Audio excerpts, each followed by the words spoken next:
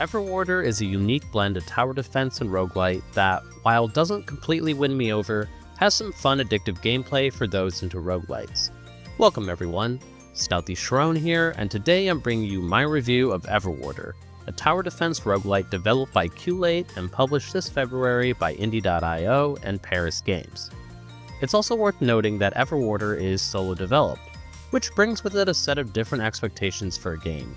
Although, at the same time, the question still has to be answered, is it fun and worth your time? Well, it depends on your preferences. Also, I did receive the key from the developer, but that of course doesn't influence any of my opinions. Without further ado, let's get into the review. Everwarder has simple yet charming visuals. The game largely features a dark color palette, with most of the brighter colors being attributed to the defenders and enemies. The game uses a lot of bright particle effects that have a nice contrast to the game. I think my one complaint here would be the player is some sort of white wisp. At times, when a lot of particle effects are firing off, it did become a bit difficult to track where I was on screen. Furthermore, while I understand there are heavy limitations as to what one person can do, especially in regards to actually finishing and releasing a game, I felt the enemy designs were lacking. They were pretty much just simple shapes. This made it hard to determine anything about them, such as if they had any abilities, and sometimes even determining what element they might be, which is really important for the gameplay. Having a more pronounced design could have probably helped with some of that. As far as audio goes, sound design was fairly simplistic, and I think it did well enough to convey what was happening.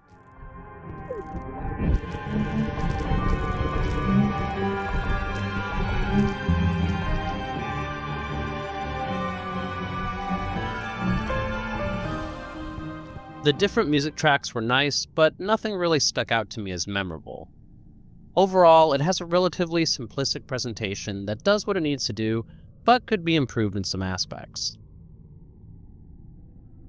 As far as I could tell, there really is no story. You're some disembodied wisp fighting the forces of darkness in a far unknown universe, according to the only bit of narrative I came across. Honestly, I think this is fairly par for the course when it comes to many roguelites, though. Instead, with a roguelite, it always comes down to how good the gameplay is. And here, well, your mileage will vary. To be completely upfront, I'm not the biggest fan of roguelites. Most roguelites I dislike because I don't find the main gameplay loop enjoyable enough to do again and again, since you're definitely going to die, and all for incremental gains. And that much of your run is determined on RNG favoring you. Obviously, I'm sure you can see where I'm going with this, so I'll just outright say that this game wasn't for me. Although, let me get into what you do in Everwarder and the rest of my thoughts before you make your own opinion as to whether or not the game is for you. As mentioned earlier, you are a wisp floating around the levels. You could place objects and destroy darkness blocks. The latter is actually most of what you'll be doing. As far as objects you can place, players can plop down crystal laser things that, well, shoot lasers to destroy blocks. They're also necessary to chain together in order to activate beacons, which increase your build range for defenders, and to power the end-of-match portal. Then there are the defenders. You start the game with 3. But as is the case with roguelites, the rest are locked until you can meet certain requirements, basically beating levels, to unlock them.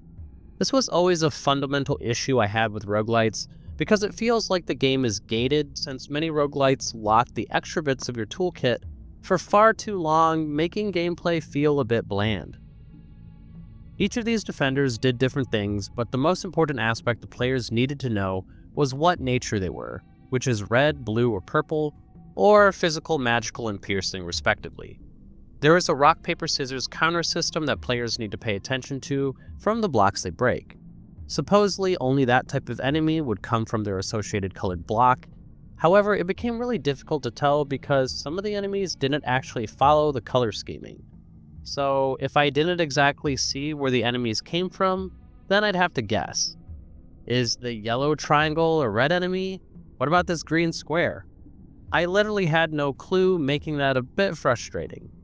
One of the in-game tips mentioned some sort of codex that lists the enemies, but I couldn't find it, so I essentially never really knew what any of them did or how they differed. Although, after progressing a bit further, it seems like I needed to unlock that, which I feel is a very weird thing to lock because you are essentially riding blind until then.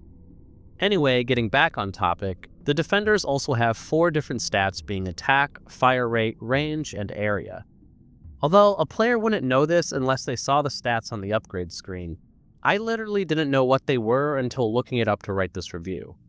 Anyway, these stats can be improved, but obviously since I had no idea that they stood for anything specific, I wasn't improving them for their own innate power. Instead, you'd improve stats so that you can get better gains on the artifacts you can uncover. For instance, you may find an artifact that gives a chance to burn enemies, but it's based on how many red pips the defender has, aka their attack value. Every artifact gain gives a choice of one between the 3 different natures of defenders, and they are completely random. So, as is typical in the roguelite genre, you could get really screwed with what choices you have. Although early on you gain the ability to banish artifacts or change pip colors to try and improve your odds of getting something that is beneficial. The system itself feels a bit complicated at first, but it's quite unique, and I think it's a nice selling point for those who really love finding synergies and min-maxing stats. However, a majority of the gameplay is going to be you bashing your head into a wall. Quite literally, actually.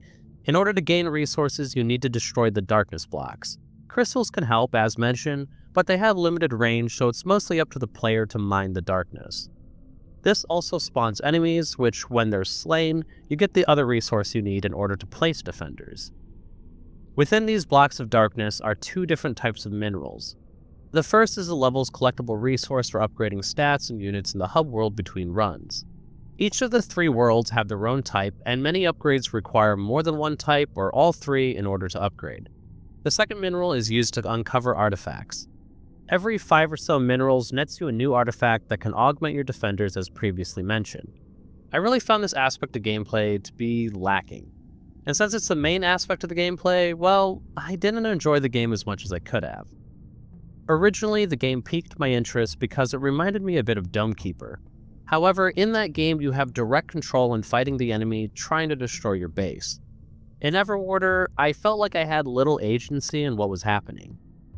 During a run before the boss, there is a certain amount of strategy when placing the right counters in the right places. Additionally, you need to be somewhat careful not to strip away too much darkness, otherwise you'll overwhelm your forces. I found this to be enjoyable, and it felt engaging, if a bit simple. However, once you activate the portal, I always found the boss fight to be frustrating.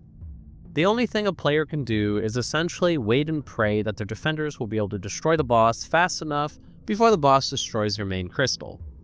There was some slight repositioning of defenders to make sure they were all firing, but it was mainly hoping that I chose wisely for the artifacts, and that it would be enough.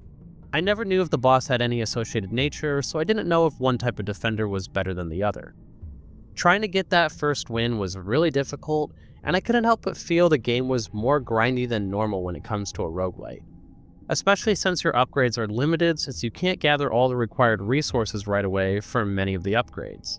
So things like improving my units were off the table until I can gain access to the other 2 colored resources from the other worlds.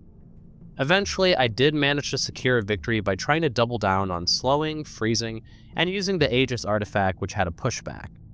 All this to keep the boss away from the main crystal. I did manage to unlock the other 2 worlds, but slammed right back up into a proverbial wall. I felt the main way through the blockage was to grind out run after run to get upgrade material and slightly improve my stats to hopefully perform better in the next one. And that brings us to the value and my final thoughts. But first, if you're enjoying the review or found it helpful, then please consider giving it a like, as that helps me out greatly with the YouTube algorithm gods. At the time of this writing, Everwarder doesn't have a listed price. I put about 7 hours into it before sharing my thoughts here. Everwarder has some concepts that, while unique, didn't completely grip me. That said, someone who's a fan of roguelites might actually find the things I didn't like to be completely enjoyable. Although, one last thing I'd like to say is that this could very well be a skill issue. Perhaps I chose the wrong artifacts to synergize or something. I might just suck, but I couldn't help but feel that the difficulty curve for the game was too great to where it felt like grinding was the only real option rather than making smart decisions. If you played the game, let me know your thoughts in the comments below. If you haven't, then let me know if it sounds like something you'd be interested in, or if you have any other questions. I hope this video helped you in some small way, and if it did, then please consider leaving a like, comment, subscribe, or whatever it is you feel like doing. Thanks for watching, and have a nice day.